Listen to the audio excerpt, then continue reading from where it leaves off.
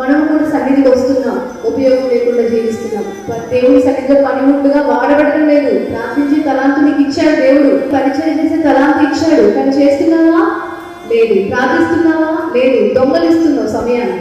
కానీ దొంగలించడం వల్ల నిన్ను నువ్వు కాపాడుకోవడం వల్ల, నీ స్వలాభం కోసం, నీ సుఖం కోసం నువ్వు జీవించడం వల్ల దేవుని పని నిర్వర్తించకపోతే రేపు తీర్పు దినమున వేల మంది ప్రజల ముందు, లక్షల మంది, కోట్ల మంది ప్రజల ముందు దేవుడిని అడుగుతాడు.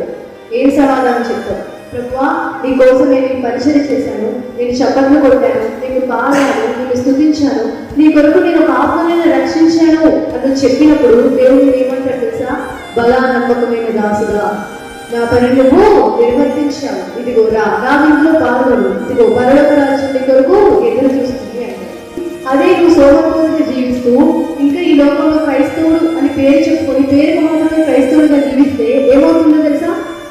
ఈ ఆఖరి దాసుని వలె, భూమిలో నాణ్యమ పాత పెట్టిన దాసుని వలె నీ జీవితం ఉంటుంది.